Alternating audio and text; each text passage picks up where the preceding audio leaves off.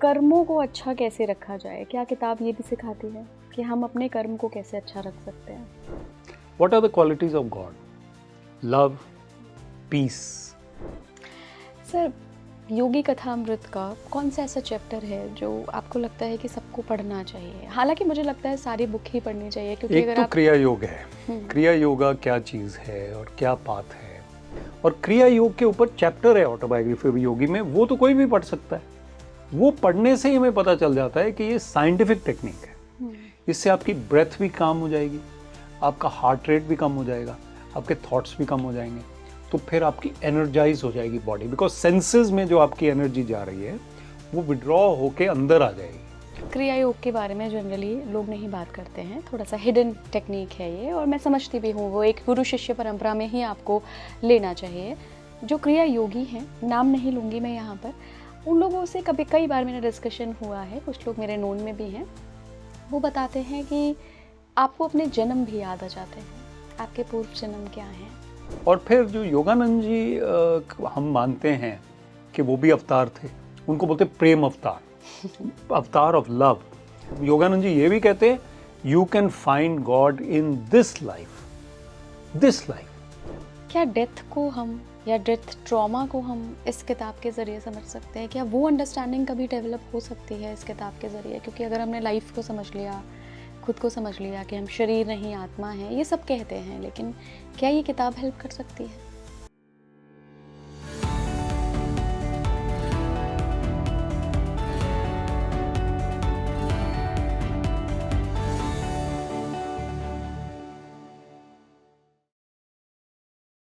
नमस्कार भारत, आप देख रहे हैं स्पीकिंग ट्री। मैं हूं आपके साथ इला गोस्वामी। जब मृत्यु होती है, आत्मा शरीर छोड़ती है, तो वो कहाँ जाती है? कॉजल वर्ल्ड क्या है? एस्ट्रल वर्ल्ड क्या है? क्या एस्ट्रल वर्ल्ड से दोबारा आत्माएं यहाँ जन्म लेती हैं तो उसकी मुख्य वजह क्या होती है? रीज़न क्या होता है? डिज़ायर्स क्यों ख़त्म करके ही जाना चाहिए इस जन्म में? अदरवाइज़ जब आप एस्ट्रल वर्ल्ड में जाएंगे तो वहाँ फिर से वो डिज़ायर परेशान करेगी कि ये काम तो किया नहीं, ये लेसन लेना तो बाकी है, आओ दोबारा मानव शरीर धारण करो और फिर कर्म भुगतो अपने, या फिर कर्मों को एंजॉय करो। तो आज इन्हीं सारे मिस्टिकल कॉन्सेप्ट्स को हम समझेंगे, क्योंकि एक किताब है जो आजकल बहुत फेमस है, योगी कथामृत। जी हाँ, आपने मेरे ही कई सारे पॉडकास्ट इसमें देखे होंगे, लेकिन ये पॉडकास्ट मैं कहूँगी इसलिए मेरे लिए विशेष है क्योंकि आज मैंने स्पिरिचुअली एंड लॉजिकली दोनों एस्पेक्ट से इस किताब को समझा है। मेरे साथ जो समझाने वाले हैं वो खुद भी बहुत लॉजिकल और रैशनल माइंडसेट के हैं, लेकिन बहुत सालों से 17 सालों से मेडिटेशन को प्रैक्टिस कर रहे हैं। क्रिया योग खुद उनके जीवन का पार्ट है, दीक्षित हैं क्रिया योग में वो। मैं बात कर रही हूँ XIS ऑफिसर विवेक आत्रे सर का। सर, बहुत बहुत स्वागत है आपका एक बार फिर से स्पीकिंग ट्री पर। बहुत बहुत धन्यवाद, थैंक यू। पिछले पॉडकास्ट में आपने एक हल दिया लोगों को, एक तरफ आगे बढ़ाने की कोशिश की कि कैसे वो अपना सोल पर्पस, लाइफ पर्पस जान सकते हैं। आज का पॉडकास्ट ना थोड़ा सा अलग होगा। अलग इसलिए कह रही हूँ क्योंकि ये मेरी ऑडियंस के लिए है। वो हमेशा से मिस्टिकल एक्सपीरियंसेस के बारे में, महाअवतार बाबा जी के बारे में, लाहिड़ी महाशय के बारे में, योगानंद परमहंस के बारे में, और ख़ास करके बाबा जी की जो केव है ना उत्तराखंड में, उसके बारे में जानने के लिए उत्सुक रहते हैं। दरअसल क्या होता है ना सर, मुझे ऐसा लगता है कि जब भी हम इस तरीके के अनुभवों के बारे में जानते हैं, सुनते हैं, तो प्रेरणा से भर जाते हैं कि हाँ, अगर कोई ऐसी चीज़ हो रही है तो वो सर्वशक्तिमान है, क्योंकि उसी की प्रकृति है, और प्रकृति में अगर चमत्कार हो रहे हैं तो बिना उसकी इजाज़त के तो हो नहीं रहे हैं। नहीं हो रहा है। तो सर, आप खुद डिसाइपल हैं, आप खुद योगा से जुड़े हुए हैं। आज बात करेंगे उनकी जर्नी पर, उनकी आध्यात्मिक जर्नी पर, और उस जर्नी के दौरान जितने उन्हें मिस्टिकल एक्सपीरियंसेस हुए हैं।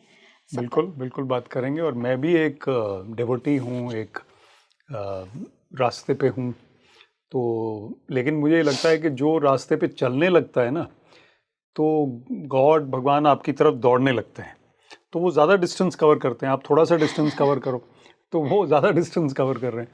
तो हमने वही पहल की है बस, उसके बाद ब्लेसिंग्स ही ब्लेसिंग है। अच्छा, इस किताब के बारे में ना, ऑटोबायोग्राफी ऑफ अ योगी, योगी कथा अमृत, पूरे वर्ल्ड में बातें हो रही हैं, सबको पता है। मतलब मुझे लगता है कि अगर आप एक सीकर नहीं भी हैं तो अगर एक किताब के बारे में आपसे कोई पूछे तो शायद ये नाम सबसे कॉमन होगा। ऐसा क्या है इस किताब में? क्योंकि मैंने जब पढ़ा तो मुझे तो लगा था कि भाई ये तो चमत्कारों से भरी हुई कहानियां हैं। तब आप शायद बहुत छोटे छोटी होंगे। थी, हाँ। कॉलेज स्कूल में हम भी बड़े ऐसे होते थे कि भगवान है भी या नहीं है, ये मिरेकल कैसे हो सकते हैं। मैं भी इंजीनियरिंग का स्टूडेंट हूँ। मैंने जब ये किताब पढ़ी तो पहली दफ़ा मुझे भी बहुत मुश्किल लगी और कई चीज़ें नहीं समझ आई। अब मैं 6-7 बारी पढ़ चुका हूँ और मैं रोज़ थोड़ी थोड़ी पढ़ता हूँ। योगी कथामृत या autobiography of a Yogi world की तकरीबन 90% of the people can read it in their own language, translate हो चुकी है, वर्ल्ड बेस्ट सेलर है। आपने ये ठीक कहा कि सभी को इसके बारे में कुछ ना कुछ पढ़ा है, चाहे वो बिलीवर है या नहीं है। हम लोग एक बार वेस्ट में गए अमेरिका में, तो वहाँ पे स्टेशन पे एक जो बैग्स उठा रहे थे हमारे, उनके टी शर्ट पे योगी लिखा हुआ था, अमेरिकन। तो मैंने उनसे पूछा हाउ इज़ योर नेम योगी? तो वो कहते हैं योगानंदा। हाँ, योगा। तो थे ज़रूर वो उस आश्रम के नज़दीक वो स्टेशन था, लेकिन उनको लगा ये तो सबको पता होना चाहिए कि योगानंदा की वजह से मैंने योगी रखा। तो ऐसा है कि जो इंडिया का जो स्पिरिचुअलिटी है, उसके ऊपर एक किताब ऐसी कॉम्प्रिहेंसिव, कंसाइज और कंप्लीट कोई नहीं बनी, जो कि प्रैक्टिकल है। जो स्क्रिप्चर्स हैं, वेदास हैं, उपनिषद्स हैं, भगवत गीता, वो कई लोगों को नहीं समझ आती और इंटरप्रिटेशन पे डिपेंड करता है फिर। लेकिन ये एक स्टोरी है, लेकिन ये स्टोरी ऐसी है कि इससे आप आइडेंटिफाई भी कर सकते हैं और मिस्टिफाई भी हो जाते हैं कई बार कि ये कैसे हो गया। लेकिन अगर आप इसको ध्यान से पढ़ें तो हर पेज पे आपको कोई ना कोई ऐसी चीज़ मिलेगी जो आपके लिए है, मेरे लिए है। तो जैसे फॉर एग्जाम्पल एक चैप्टर है इस किताब में, years in my masters Hermitage. जब परमहंस योगानंद छोटे से थे, मैंने भी आईएएस में रहते हुए, सर्विस में रहते हुए पढ़ी किताब। जब वो छोटे से थे और वो अपने गुरु के आश्रम में कई साल रहे और बढ़े, आगे बढ़े, तो युक्तेश्वर जी बड़े स्ट्रिक्ट थे लेकिन लविंग भी थे। एक दफ़ा वो इनको बुलाते हैं, मुकुंदा इनका नाम था तब। मुकुंदा मुकुंदा, ये बोलते हैं Guru ji I am meditating. I know how you are meditating. Your mind is scattered like leaves in a storm. ये लिखा हुआ है उसमें कि जो तूफान में जैसे पत्ते उड़ रहे होते हैं, या जो हंटर आता है तो जो बर्ड्स उड़ रहे होते हैं, उस तरह से तुम्हारा माइंड है। तुम क्या मेडिटेट कर रहे हो? कहते गुरु जी आप तो बहुत मुश्किल है। ये यंग थे योगानंद, तब मुकुंद थे। ये उनके पास जाते हैं, वो इनको टच करते हैं। जिस वक्त उनका माइंड एकदम स्कैटर्ड होता था थोड़ी देर पहले, गुरु की ब्लेसिंग से उनको समाधि की कॉन्शियसनेस होती है, गॉड कॉन्शियसनेस होती है। और फिर वो कविता आती है, समाधि पोएम इस किताब की सबसे फेमस 2 पेज है, ब्यूटीफुल। वो हमें समझ से बाहर है, लेकिन वो लिखते। तो मुझे ऐसा लगता है कि हम सब भी उसी तरह हैं, हमारा माइंड स्कैटर्ड है, लेकिन हमें थोड़ा सा रिसेप्टिव होना ज़रूरी है कि गॉड हमें कुछ बताने की कोशिश कर रहे हैं, अपनी तरफ ध्यान आकर्षित करने की कोशिश कर रहे हैं। तो ये किताब जो है योगी कथामृत, ये हमें मदद करती है। नटशेल में तो ये है, बाकी डिटेल की बातें बिल्कुल करेंगे सर जी। इसीलिए आज आपके साथ जुड़े हैं जी। मैं थोड़ा सा महाअवतार बाबा जी के बारे में बात करना चाहूँगी। जनरली हम जब इतने बड़े एनर्जी के बारे में, इतने बड़े गुरु के बारे में बात करते हैं, महाअवतार बाबा जी, तो एक पात्रता होती है कि कौन बात कर सकता है और कौन बात, किसको नहीं है वो पात्रता। तो सबसे पहले इंट्रोड्यूस कराया योगी कथामृत में, जी, कथामृत में ही इंट्रोड्यूस कराया। उससे पहले किसी को क्यों उन्होंने अधिकार नहीं दिया? उससे पहले भी कई किताबें आई हुई होंगी उससे पहले, लेकिन लोगों को सिर्फ एक मुंह की कहते ना कि मुंह ज़बानी पता था कि हाँ बाबा जी हैं। पहले तो इतनी ऑथेंटिक स्क्रिप्चर्स या किताबें छपी कम ही हैं। परमहंस योगानंद जी ने अपनी लाइफ के बारे में जो उन्होंने खुद देखा, वो लिखा, बड़ी ऑथेंटिकली लिखा। उसमें कोई ऐसी बात नहीं है जो इमेजिनेशन से आई या कुछ आई। दूसरी बात ये कि बाबा जी ने लहरी महाशय जी को इनिशिएट किया। वो तो प्रैक्टिकल बात है। लहरी महाशय जी का ट्रांसफ़र रानीखेत हुआ, वो रेलवेज में काम करते थे।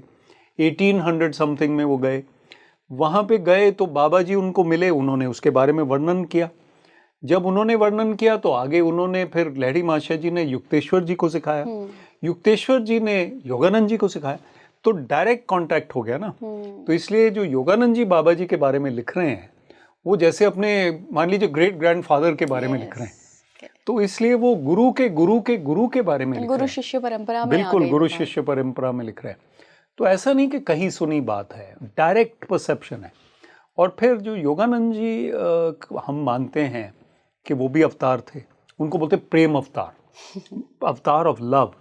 तो he was trying to receive directly from the gurus and from God knowledge which he gave to us. तो जो उन्होंने योगी कथामृत किताब लिखी है, ये आप भी मानते हैं, मैं भी मानता हूँ, एक तो लिखी ऐसी है कि समझनी मुश्किल है, लेकिन धीरे धीरे धीरे हमारे अंदर उसका असर होता जा रहा है। समाधि पोएम जो है उसमें जिसका जिक्र किया, मैंने एक बड़े मंक को पूछा, स्वामी जी को, मैंने स्वामी जी ये समझ नहीं आ रही, इसमें जो इन्होंने बात की है, जो एक्सपीरियंस इन कॉस्मिक कॉन्शियसनेस, समाधि की एक्सपीरियंस, गॉड का एक्सपीरियंस, ये हमें समझ नहीं आ रही। वो कहते हैं आप इसको पढ़ते रहो, रोज़ थोड़ा थोड़ा पढ़ो, इसको समझ आ रही है नहीं आ रही है, उसके पेजेस आप पकड़ के बैठे रहो थोड़ी देर, तो कोई ना कोई आपके अंदर जा रही है बात।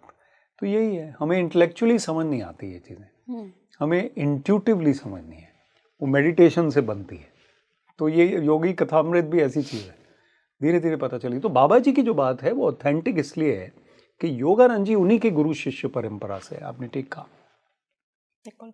कॉस्मिक कॉन्शियसनेस का आपने नाम लिया, ये किताब कैसे उसको वर्णित करती है?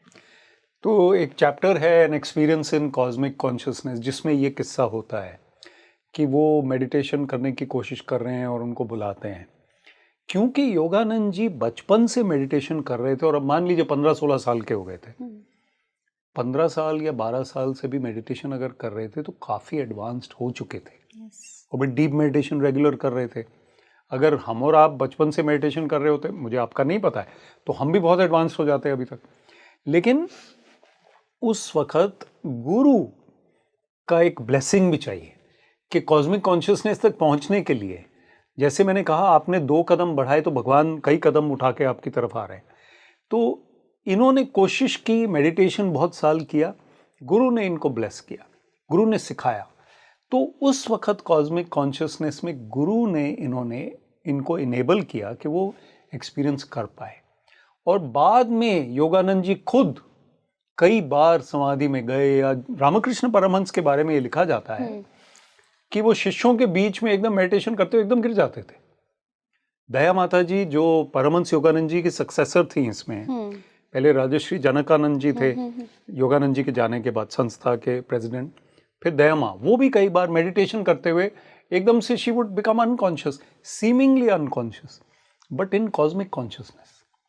तो उसमें फिर ये बॉडी का ज्ञान नहीं होता है ना फिर, तो रामकृष्ण परमहंस जी को लोग वापस लाते थे कि भाई आप गुरुजी। तो इसी तरह योगानंद जी कई बार समाधि में गए। तो कॉस्मिक कॉन्शियसनेस हमें और आपको, जब तक हम प्रैक्टिस नहीं करेंगे मेडिटेशन, डीप मेडिटेशन, तब तक हम उससे दूर हैं। लेकिन वो योगानंद जी ये भी कहते हैं, you can find God in this life. हमें लगता होगा कि हम बहुत दूर हैं, हम तो अभी मटीरियलिस्टिक हैं, हम तो इंस्टाग्राम पे, हम तो फलाने हैं, लेकिन हम स्पीकिंग ट्री में भी हैं। तो इसलिए कहीं ना कहीं तो हम कोशिश कर रहे हैं ना, जुड़ रहे हैं। तो मेडिटेशन रेगुलरली करने से कॉस्मिक कॉन्शियसनेस हो सकता है कभी हमें भी मिल जाए। अच्छा, वो अनुभव क्या होता होगा सर? क्योंकि ना मैंने कभी किया है ना आपने किया है, लेकिन हम दोनों ने किताब पढ़ी है, कभी अनुभव हुआ? ग्लिम्पसेस अगर हम देखें, जो आपने भी शुरू में कहा था पहले वाले पॉडकास्ट में, कि एक कभी कभी हमें एक अंश के लिए लगता है कनेक्ट हो गए, तो वो मुझे लगता है हमें किसी तरह मेंटेन करने की कोशिश करनी चाहिए। जब हम मेडिटेशन के बाद उठते हैं, उससे पहले हम बड़े पीसफुल होते हैं, और हम लोग क्या करते हैं, हम एक एनर्जाइजेशन एक्सरसाइजेस करते हैं योगिक बिफोर मेडिटेशन। उससे हमारे वैसे ही जो नॉट्स वगैरह, जो इधर उधर के थॉट्स हैं, कम हो जाते हैं। मेडिटेशन के बाद जब उठते हैं तो पीसफुल फील करते हैं, अनलेस कि हमने कोई ट्रेन पकड़नी है तो फिर भाग भाग के पकड़ते हैं। लेकिन that peace is a glimpse of cosmic consciousness. What are the qualities of God? Love, peace. तो ये जो पीस और जॉय, ये अगर हमें थोड़ा थोड़ा महसूस होने लगा मेडिटेशन में, या दिन भर भी, कई बार ऐसे नहीं होता कि आपको लगता है कि मैं क्यों आज इतनी या इतना उछल रहा हूँ, या क्या मन क्यों आज खुश है, क्या बात है ऐसी? वो ब्लेसिंग है, और वो मेडिटेशन हमने पिछले दिन अच्छी की होती है, तो आई थिंक धीरे धीरे आएगा। 2019 जनवरी की बात है सर, मैं एक पर्टिकुलर मंत्रा मेडिटेशन कर रही थी, कुछ महसूस नहीं हुआ। 2020 में से भी वही मेडिटेशन चालू रखा। अभी कुछ महीनों की बात है, वही मेडिटेशन कर रही थी, उसी सेम मंत्रा मेडिटेशन कर रही थी। थोड़े से सेकंड्स के लिए वो ग्लिम्स आया, सेकंड्स पता नहीं, मुझे समय का अंदाज़ा नहीं है, जब मुझे ना तो मेरी मेड की आवाज़ सुनाई दे रही थी, ना मुझे मेरे बच्चे की आवाज़ सुनाई दे रही थी, ना मुझे पता था कि मैं कहाँ हूँ, एंड बस एक परम शांति थी। ये परम शांति तो है एक्सपीरियंस इन कॉस्मिक कॉन्शियस, और क्या है परम, तो दैट, लेकिन वो हम उसको मानते नहीं ना, हम समझते हैं कि ये तो हाँ पार्ट ऑफ लाइफ है, लेकिन हम उस पर अगर, वो स्वामी जी हमें कहते हैं, हमारे स्वामी जी, जिस वक्त आप बैठे हैं स्टिलनेस में after meditation, try to sit more in stillness. हम 10 मिनट 5 मिनट के बाद उठ जाते हैं। फिर सर 7 साल के बाद मुझे थोड़े से समय के लिए हुई, मतलब दोबारा हो 7 जाएगा, साल बहुत होता है। दोबारा होगा, दोबारा 7 साल नहीं लगेंगे। मेरा जो एक्सपीरियंस है कि धीरे धीरे पीसफुलनेस बढ़ रहा है। वो ऐसा नहीं है कि हमें सडनली फटाक से कुछ एकदम चमत्कार आ जाएगा। वो कहते हैं भाई God is not sitting on a throne somewhere in the universe, हाँ कि भाई आप पहुंच गए उनकी गोदी में, ऐसा नहीं है। ये जो ग्लिम्पसेस ही आएंगे आपको, और फिर वो ग्लिम्पसेस और आने लगे, फिर आप देखेंगे कि जो गुस्सा आपको आता था वो कम हो गया। तो ये इंडिकेशंस ऑफ गॉड है, this is what I learned. और कॉस्मिक कॉन्शियसनेस जब आएगा तो आपको पता चल जाएगा कि आपको आया है। Nobody needs to tell you. That is what the scriptures say. When you experience cosmic consciousness, you don't need to be told that this is cosmic consciousness. You will know. I will know also. बिल्कुल, वो मुझे लगता है वो परम शांति की ही अवस्था है। वहाँ कोई ऐसा नहीं होगा कि आपको चांद सितारे मल्टीवर्स के दर्शन हो रहे हैं या आप किसी और प्लैनेट पे पहुँच गए। ऐसा नहीं है, लेकिन कुछ होगा ऐसा जो हमारी समझ के बाहर, वो इंटेलेक्चुअली नहीं है। नहीं, आप ब्रेनी है, बहुत ज़्यादा आपका दिमाग है, वो नहीं है। ये फेथ और डीप मेडिटेशन की बात है। सर योगी कथामृत का कौन सा ऐसा चैप्टर है जो आपको लगता है कि सबको पढ़ना चाहिए? हालांकि मुझे लगता है सारी बुक ही पढ़नी चाहिए, क्योंकि एक अगर तो आप क्रिया योग है, क्रिया योगा क्या चीज़ है और क्या पाथ है, जो डीप साइंस है। इवन भगवत गीता में 2 दफ़ा मेंशन्ड है क्रिया योग। तो क्रिया योग जो है वो आजकल कई पाथ्स में सिखाया जाता है। तो हमारा जो YSS में है और जो चैप्टर है ऑटोबायोग्राफी योगी में, द साइंस ऑफ क्रिया योगा, स्पाइन में काम करना है, ब्रेथ के साथ कुछ काम करना है, साइंटिफिक टेक्निक है, सीक्रेट टेक्निक है, लेकिन वो क्लियर है। हम लोग प्रैक्टिस करते हैं क्रिया योग। तो पहले हम 6 मंथ्स या 8 मंथ्स या 1 ईयर प्रिलिमिनरी टेक्निक सीखते हैं योगदा में, और हम लोग फॉलो करते हैं परमहंस योगानंद जी के प्रिलिमिनरी टेक्निक्स। जब हम उसके लिए तैयार हो जाते हैं तो हमें इनिशिएट किया जाता है। इनिशिएशन के बाद, क्रिया योग मिलने के बाद हम लोग थोड़ी थोड़ी क्रिया करनी शुरू करते हैं, फिर बाद में और करते हैं। तो आजकल मैं 1-1 घंटा मेडिटेशन कर लेता हूँ सुबह शाम। आज भी करके आया हूँ सुबह और अभी भी करूँगा जाके। तो उसमें क्रिया योग का ही पाथ है, और क्रिया योग के ऊपर चैप्टर है ऑटोबायोग्राफी योगी में, वो तो कोई भी पढ़ सकता है। वो पढ़ने से ही हमें पता चल जाता है कि ये साइंटिफिक टेक्निक है। इससे आपकी ब्रेथ भी काम हो जाएगी, आपका हार्ट रेट भी कम हो जाएगा, आपके थॉट्स भी कम हो जाएंगे, तो फिर आपकी एनर्जाइज हो जाएगी बॉडी, बिकॉज सेंसेस में जो आपकी एनर्जी जा रही है वो विड्रॉ होके अंदर आ जाएगी, और mind body will become ready for that जो हम बात कर रहे हैं कॉस्मिक कॉन्शियसनेस वन डे। पर कम से कम आप रेडी तो कर रहे हैं ना अपने आप को, और ऑक्सीजन थोड़ा ज़्यादा ले रहे हैं उसमें। ये सब लिखा हुआ है उस चैप्टर में। Second chapter which I talk about is outwitting the stars, जो हम बात कर रहे थे। आपकी जो डेस्टिनी है वो ऐसी लिखी हुई है, वो नहीं है, आप इसको इम्प्रूव कर सकते हैं। आउटविट का मतलब है उनको हराना। तो स्टार्स में क्या लिखा है, डेस्टिनी में क्या लिखा है, वो पत्थर की लकीर नहीं है। आप अच्छे कर्म के साथ आउटस्टैंडिंग बच्चे बन के गॉड के आप अच्छे नंबर ले सकते हैं, और भी ज़्यादा। तो इस लाइफ में हम इम्प्रूव होते जाएंगे उसी तरह से, तो स्टार्स पीछे रह जाएंगे हमारे। तो this is another chapter we must read in that book. 2 chapters बता दिए आपको, यही बहुत हैं अभी। सर क्रिया योग के बारे में जनरली लोग नहीं बात करते हैं, थोड़ा सा हिडन टेक्निक है ये, और मैं समझती भी हूँ वो एक गुरु शिष्य परंपरा में ही आपको लेना चाहिए। जो क्रिया योगी हैं, नाम नहीं लूँगी मैं यहाँ पर, उन लोगों से कई बार मेरा डिस्कशन हुआ है, कुछ लोग मेरे नोन में भी हैं, वो बताते हैं कि आपको अपने जन्म भी याद आ जाते हैं, आपके पूर्व जन्म क्या हैं?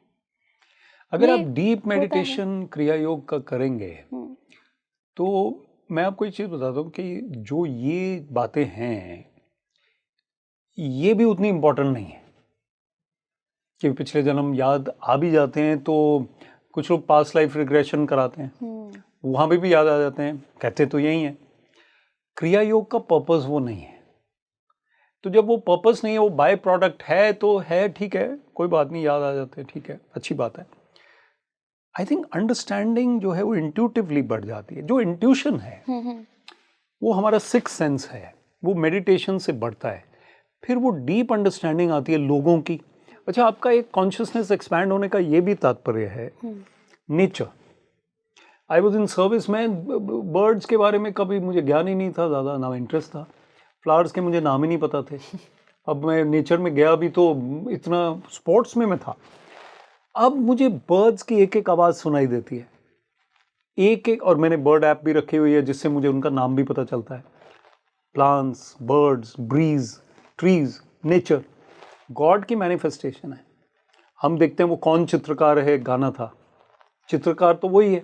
तो जब आप मेडिटेशन करते हैं, क्रिया योग करते हैं, तो फिर आपका ये भी इंटरेस्ट बढ़ने लगता है, आपकी कॉन्शियसनेस एक्सपैंड हो जाती है, आपकी इंट्यूशन एक्सपैंड हो जाती है, आप जॉय फील करते हैं।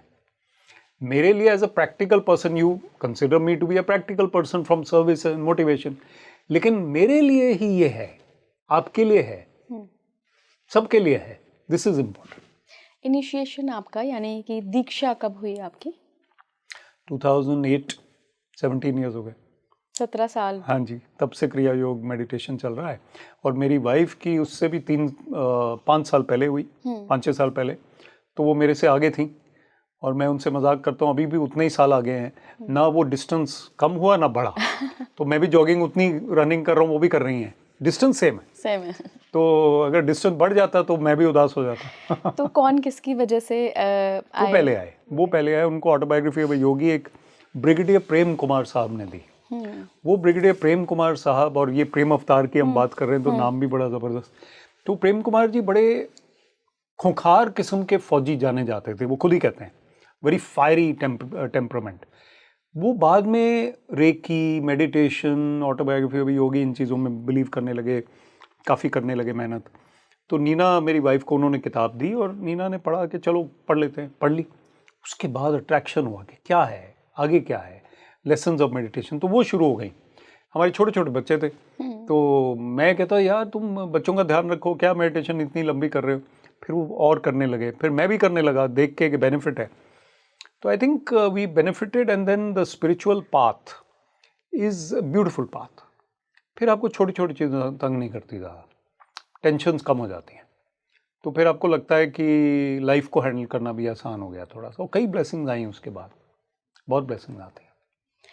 सर आपने कई बार पढ़ी है, कई मर्तबा पढ़ी है ये किताब, उसमें जो कविता है उसको भी कई मर्तबा पढ़ी है। इंटेलेक्चुअल लेवल पे भी आप काफ़ी हाई हैं, ऑब्वियसली सिविल सर्विसेज से आए हैं तो इंटेलेक्ट तो हाई होगा ही। स्पिरिचुअलिटी में भी आपने काफ़ी कुछ एक्सप्लोर किया है। क्या डेथ को हम, या डेथ ट्रॉमा को हम इस किताब के ज़रिए समझ सकते हैं? क्या वो अंडरस्टैंडिंग कभी डेवलप हो सकती है इस किताब के ज़रिए? क्योंकि अगर हमने लाइफ को समझ लिया, खुद को समझ लिया कि हम शरीर नहीं आत्मा हैं, ये सब कहते हैं, लेकिन क्या ये किताब हेल्प कर सकती है? एक चैप्टर है युक्तेश्वर जी का, रेजरेक्शन।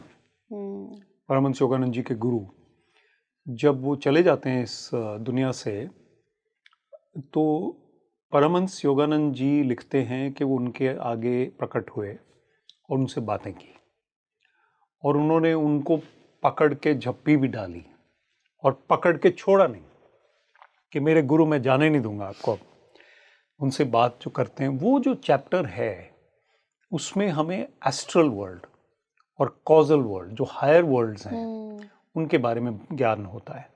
इतना डिटेल्ड डिस्क्रिप्शन किसी भी बुक में नहीं है।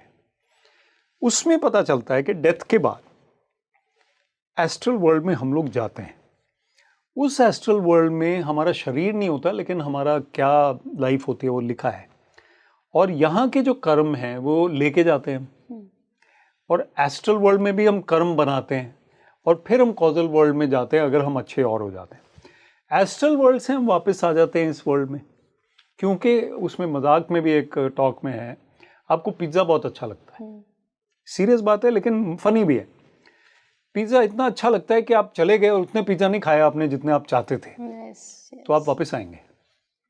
आम आपको बहुत अच्छे लगते हैं, आपको हवाई जाना था, इस लाइफ में नहीं जा पाए घूमने, तो आप अगली लाइफ में आएंगे। तो एस्ट्रल वर्ल्ड से लोग वापस इसलिए आते हैं डिजायर की वजह कि डिज़ायर पूरे नहीं हुए होते, और जब डिज़ायर पूरे हो जाएंगे तो फिर तो आने की ज़रूरत नहीं है। तो डिज़ायर्स की वजह से वापस आते हैं। तो death is not an end. You see, अगर आप लॉजिकली भी सोचें, साइंटिफिकली भी सोचो, ये नहीं हो सकती लाइफ कि एक आदमी आया और चला गया और बीच में ये, there can be and should be something superior. Science समझाता है कि सन है, मून है, यूनिवर्स है, लेकिन साइंस को इतनी समझ नहीं है जितनी गॉड को है। तो इसलिए मुझे ऐसा लगता है कि we'll be afraid of death, लेकिन उसको समझने की ज़रूरत है कि वो एंड नहीं है। और ये भी कहते हैं कि हमारा लास्ट थॉट क्या है इस लाइफ में, वो लेके हम जाते हैं। तो लास्ट थॉट अगर हमारा डर वाला, नेगेटिविटी वाला होगा, तो फिर हमारे बार बार आने के चांसेस बढ़ जाते हैं। अगर हम थोड़े कूलली चले जाते हैं तो बेटर है। रिजरेक्शन क्यों दिया इस चैप्टर का नाम? वो इसलिए कि वो दोबारा आते हैं। दोबारा आने का मतलब रेजरेक्शन है। और वो दोबारा जब आते हैं वो इसलिए ही आते हैं, इनको बताने के लिए ये चीज़ें जो वहाँ महसूस करके आए हैं, देख के आए हैं। अच्छा, आपने जब ये चैप्टर पढ़ा होगा, 17 बरस पहले शायद आपने पढ़ा होगा ना? बिल्कुल। तो आपको थोड़ा कनेक्ट करने में आसानी हुई या तो कुछ मुश्किल होता है? मुश्किल होता है। जब वो लिखते हैं कि मम्मा ने डांटा, तो वो तो समझ आ गया, हमें भी मम्मा ने डांटा होगा कभी, या चोट लग गई या बीमार हो गए, ये तो समझ आ गया, या ट्रांसफ़र हो गई किसी की। अभी हम ट्रांसफ़र की बात कर रहे हैं थोड़ी देर पहले। ये जो बात है ये नहीं समझ आती, लेकिन जब आप मेडिटेशन करते हैं तो आपके अंदर एक ऐसा फेथ आता है कि ये हमारी समझ से बाहर जो चीज़ है उसको राइट ऑफ नहीं करनी चाहिए। वो कहते God, I don't believe in God. You don't believe in God, God को तो कोई फर्क नहीं पड़ रहा ना कि हम उनको नहीं मानते। वो तो नहीं कहते कि हमें वोट डालो, वोट नहीं मांग रहे वो, तो वो हमारा ही नुकसान है। वो चैप्टर हमें समझ नहीं आ रहा तो हम उसको राइट ऑफ नहीं कर सकते, हमें उसको समझ के धीरे धीरे असिमुलेट करना पड़ेगा। और सारे चैप्टर भी सीखना ज़रूरी नहीं है। जैसे मैंने कहा आपको कि गॉड कहते हैं कि आपने चलो काफ़ी मेहनत कर दी, बाकी नंबर मैं दे दूंगा, आ जाओ। तो दिस इज ऑल्सो देयर। तो मतलब we should have faith. Faith की बात है, और प्रैक्टिकल भी रहना है। ऐसा नहीं कि आप हवा में उड़ने लग जाए मेडिटेशन में, ऐसा भी नहीं है। तो संतुलन, लेविटेशन करते हैं। और मजाक में एक स्वामी जी ने बताया कि मैं इंडिया में एक बस में बैठ गया, वो लास्ट की सीट थी, तो मैं तो इतना लेविटेट करता रहा, झटके लगते रहे बस में, तो लेविटेशन होता रहा उनका। सिर ऊपर लगता रहा छत पे। योगानंदा जी, शुरुआत में ही चैप्टर्स में कई जगह चमत्कारों की भी बात करते हैं। तो वो चमत्कार जो हैं वो हमें जब पहली बार हम पढ़ेंगे, कई बार ही हम पढ़ते हैं तो हमें लगता है कि नहीं ये हो नहीं सकता, लेकिन हमें हर चीज़ को प्रूव करना क्यों ज़रूरी है? जो बच्चा होता है, बेबी, वो मम्मा की बात मानता है या नहीं मानता चलो, लेकिन वो मम्मा पे फेथ रखता है। हम क्योंकि इंटेलिजेंट हो गए, हम एडल्ट हो गए, तो हम हर बात को क्वेश्चन करते हैं। तो हमें गॉड को अपनी मदर फादर मान के कई बातें हमें मान लेनी चाहिए। हमें नहीं समझ आ रही तो भी मान लेनी चाहिए। This is my advice and this is what I have learned. मैं मोटिवेशनल टॉक्स में कहता हूँ फेथ की बात, कि एक बच्चे को माँ ने उछाला, चाचा ने उछाला, फिर पकड़ लिया हवा में, वो बच्चा हंसता है ना हवा में। Nobody drop that catch. India ने कैच ड्रॉप किए होंगे, इंग्लैंड ने भी किए, लेकिन वो कैच नहीं ड्रॉप होता। बच्चे में कोई डर तो नहीं है कि मैं नीचे गिरूंगा तो क्या होगा, उसको पता ही नहीं नीचे गिरना क्या होता है। तो we have to develop that child like faith for God instead of questioning everything. गहरी बात बोली है आपने, उसको डाइजेस्ट करना थोड़ा मुश्किल है। वो बच्चे की तरह बनना है, विदाउट रिजेंटमेंट, विदाउट अटैचमेंट। ये कहावत है, बच्चे के अंदर नहीं होता कोई। वो 1 मिनट में भूल जाता है कि मम्मा ने डांटा था, थप्पड़ मारी, मम्मा ने चॉकलेट दी, ठीक है, खत्म। अच्छा, कभी आपके दिमाग में ऐसा प्रश्न आया है कि जब हमें सब कुछ पता है, गीता भी हमें आत्मा के बारे में बता रही है कि ये शरीर बस शरीर है, ये तुम्हारी पहचान नहीं है, डेड बॉडी हो गए तो डेड बॉडी ही कहलाओगे, नाम से नहीं जाने जाओगे, ऑटोबायोग्राफी ऑफ अ योगी में भी आपने जो रिजरेक्शन चैप्टर बताया जी। कि जैसा मन होगा वैसा ही आपको अगला जन्म मिलेगा, डिज़ायरलेस नहीं होगे तो दोबारा आओगे। सब कुछ पता होने के बाद भी हम कैसे भूल जाते हैं और फिर से अपने काम में लग जाते हैं और फिर से वही मन बुद्धि अहंकार पर परत दर परत संस्कार चढ़ते रहते हैं। तो होता क्या है इला कि हम लोग नॉटी बच्चों की तरह होते हैं, ह्यूमन बींग्स। हमारे पीछे माया डिलूजन पड़ा है और हम क्या है, सोल एंड ईगो। तो जो ईगो है वो सेल्फ है और वो माया की तरफ अट्रैक्टेड है और हमारी जो सेंसेस हैं वो बाहर हमें खींचती हैं। तो ये जो हम हर चीज़ में एक तरह से गुत्थम गुत्था हो जाते हैं, वो हमारी लाइफ का एक कंपल्शन है। कोई जंगल में भी बैठा है या कोई वॉचमैन है जो रेलवे स्टेशन रेलवे का गेट बंद करते हैं और खोलते हैं, काम शान जॉब है, 2 दफ़ा ट्रेन आती है बस दिन में, लेकिन वो भी दुनियादारी में है, रेडियो सुन रहे हैं, मोबाइल देख रहे हैं।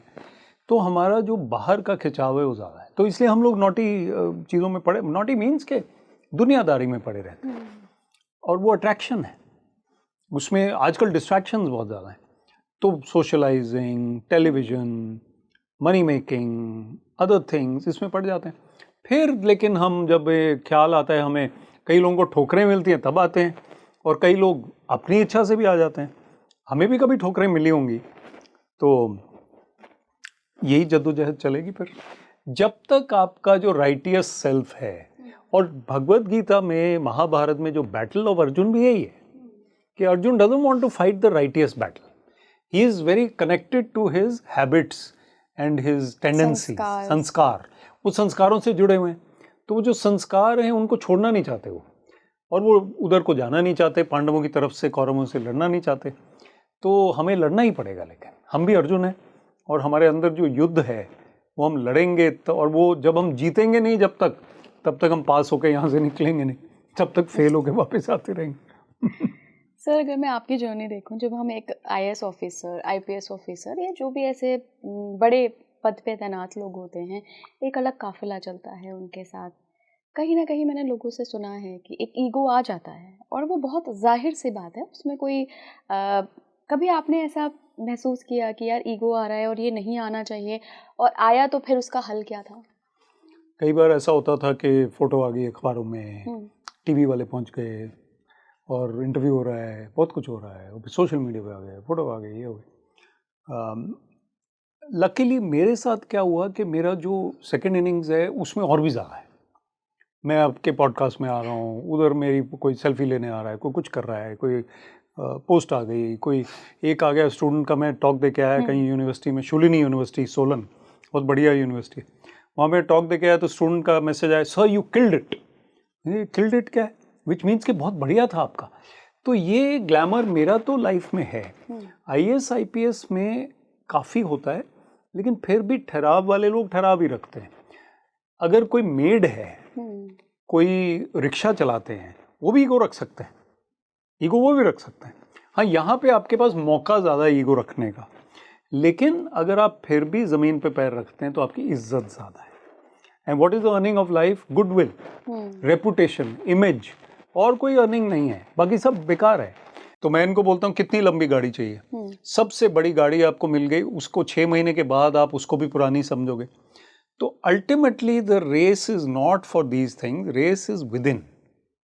पीस और जॉय और हैप्पीनेस आपको मिली या नहीं मिली, यही गेम है। और happiness is the sign of God. God कोई दुखी तो हो नहीं सकते, हम ही दुखी होते हैं। आप महाअवतार बाबा जी के केव होकर आए हैं, कैसा एक्सपीरियंस था? मैं कम से कम 3 बार गया हूँ और रिसेंटली भी गया। तो बाबा जी की केव जो है वो वही जो ऑटोबायोग्राफी हुई योगी में जगह, जिसमें रानीखेत से ऊपर लहड़ी महाशय जी को मिले वो। अब हम लोग जब वहाँ जाते हैं डिवोटीज़, वाईएसएस के डिवोटीज़ भी जाते हैं और लोग भी जाते हैं, वहाँ बैठ के हमें इम्बाइब करना है, रिसीव करना है कि ये वही बाबा जी की केव है। जब हम वहाँ बैठते हैं तो वैसी पहाड़ों के ऊपर आपको पता है कि शांति होती है, एक्सट्रीम पीसफुलनेस वहाँ पे मिलती है। और अगर आप वर्ल्डली वे में भी देखें ना, कहीं कोई बीच पे बैठा है, कोई पहाड़ों में बैठा है, टूरिस्ट बैठा है, उसको भी शांति मिल रही है, तो वो तो हमें मिल ही रही है वहाँ पे। लेकिन हम अगर बाबा जी की प्रेजेंस को एक महसूस करने की कोशिश करें, फील करने की प्रेजेंस करें, तो फिर Baba ji, God will come to you. Baba ji is a representative of God. और एक कहावत है, लहरी महाशय जी ने कहा कि कोई भी डेवोटी अगर बाबा जी का नाम श्रद्धा से लेता है तो उसको एकदम ब्लेसिंग मिलती है, एकदम, और इटर्नल ब्लेसिंग मिलती है। तो श्रद्धा हमारे अंदर होनी चाहिए, बाकी ब्लेसिंग उधर से मिल रही है। किसी मंदिर, चर्च, किसी भी मॉस्क, किसी गुरुद्वारे में आप जाके अगर श्रद्धा के साथ बैठेंगे, प्रे करेंगे, तो आपको ब्लेसिंग मिलेगी। पता है आपको सर, कई सारे साइंटिफिक, सो कॉल्ड साइंटिफिक और ऐसे रैशनल माइंडसेट लोगों के साथ मेरी बात है, क्योंकि है उठना बैठना, तो कई बार इस पर भी चर्चाएं हो जाती हैं। तो उनका कहना इस मामले में ये होता है कि आप अगर अपने किसी जिस भी क्षेत्र से आप आते हैं, अगर वहाँ के एक रिक्शे वाले के बारे में भी, या आप किसी भी पर्सन, अपने मम्मी डैडी के बारे में भी अगर आप सोच रहे हैं ना दिन भर, तो रात को वो सपने में आ जाएंगे। तो ये एक कोइंसिडेंस है। लेकिन मैं आपको जो अनुभव बताऊं, मैंने ऐसे बहुत लोग देखे हैं जिनको मैंने ऐसे बोला है कि ठीक है आज शिव जी के बारे में सोचो, देखते हैं सपने में आते हैं, नहीं आते। आप पे कृपा हो ही नहीं सकती। लेकिन अगर आप रात को नेगेटिविटी देख के सोते हैं तो आपको ड्रीम्स नेगेटिव ही आएंगे। और अगर आप म्यूज़िक या अच्छी चीज़ें देख के सोए, स्पीकिंग ट्री का पॉडकास्ट देख के सोए, तो आपको कोई ना कोई अच्छी वाइब्रेशंस ही आएंगी। आपने कोई बुक पढ़ ली, कोई भी बुक पढ़ ली, ऑटोबायोग्राफी ऑफ योगी पढ़ ली, कोई अच्छी बुक पढ़ ली, बातें अच्छी कर ली, कंप्लेंट बाजी नहीं की रात को सोने से पहले, लड़ाई झगड़ा नहीं हुआ आपका सोने से पहले, तो फिर आप ठीक ही सोएंगे।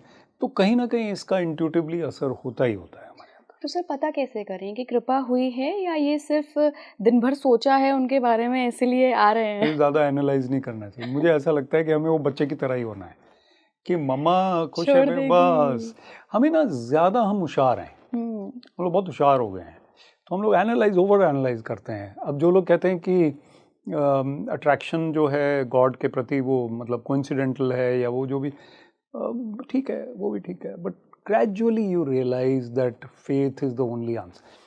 कोई बहुत रैशनल आदमी है, एग्नोस्टिक बोलते हैं कि वो गॉड को नहीं मानते, मान लो एक दिन कभी ऐसा आ गया, मान लो कि मुश्किल में फंस गए, कोई चारा नहीं है, 2 दिन मुश्किल नहीं हल हुई और एकदम से उनको गॉड का ही ख्याल आता है, फिर प्रे ही करते हैं अल्टीमेटली।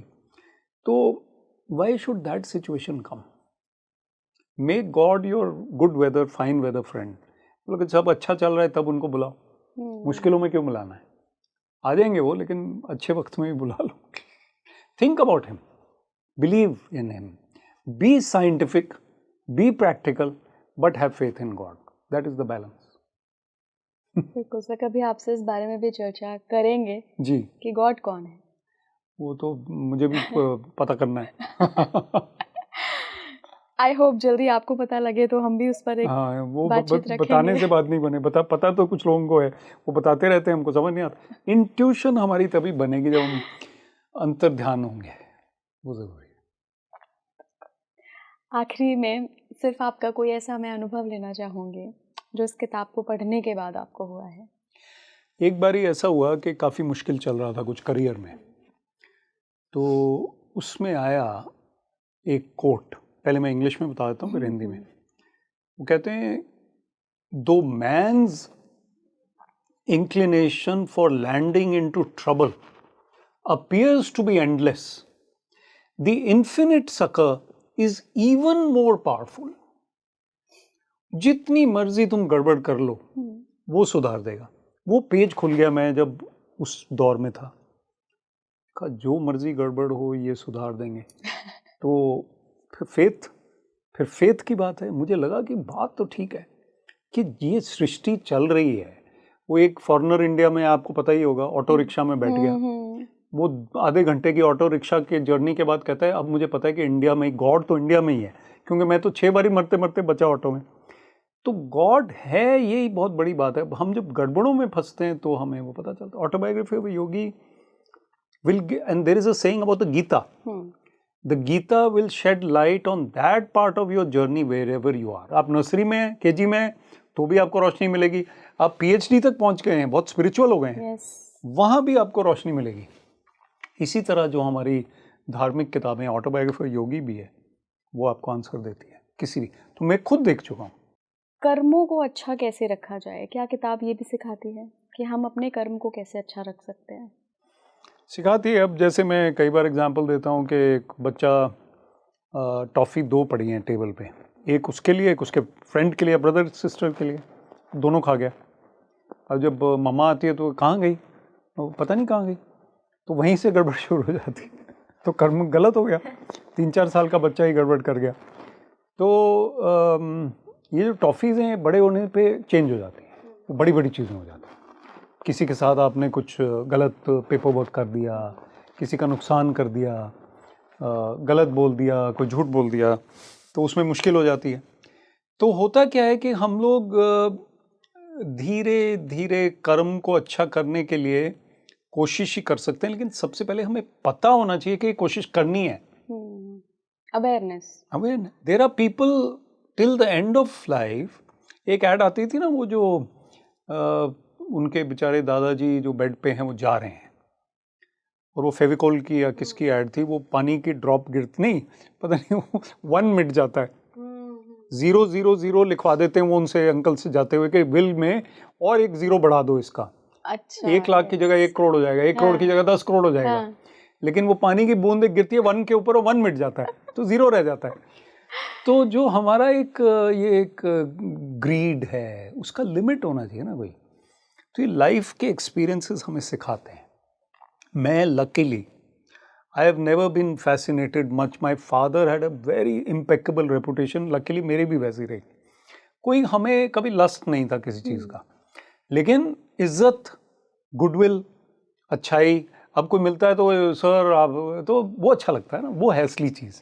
तो फेम वाला एक अगर आपके अंदर है ललक, वो फिर भी ठीक है, वो भी वैसे स्पिरिचुअल सेंस में नहीं होनी चाहिए कि मेरी लाइक्स और मेरे फॉलोअर्स और बढ़ने चाहिए। लेकिन मनी और पावर से ज़्यादा अच्छा है कम से कम आपको फेम या पॉपुलैरिटी की एक यर्निंग है, तो उतना कर्म तो चल जाता है।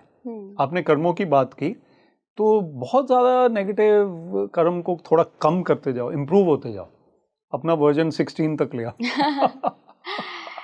आखिरी प्रश्न सर, लाइट कहाँ है? तो लाइट कहाँ है? लाइट इस रूम में भी है, लाइट बाहर भी है, लेकिन असली जो लाइट है वो हमारे भीतर ही है। तो वो लाइट, योगानंद जी लिखते हैं कि जब आप एक रूम में लाइट ऑन करते हैं या केव में एक टॉर्च लाते हैं, तो हजारों वर्षों का अंधेरा एक पल में चला जाता है लाइट ऑन करने से। और वो टॉर्च जो आप लाए, या माचिस की तिल्ली से भी आपने जब जगाया, वो कहाँ है? वो हमारे भीतर ही है। तो हमारा जो पीस है, हमारा जो जीत है हमारी, वो हमारे अंदर ही है, बाहर के सर्कमस्टेंसेस से नहीं मिलेगी। हमने बात की world's most powerful man, he can not find happiness. Happiness world's poorest man के पास है, उसके पास नहीं है। तो इसका मतलब अंदर ही है ना, कुछ बाहर तो नहीं है। तो वो हमारे भीतर ही है, और हमें उसको सिर्फ ऑन करना है।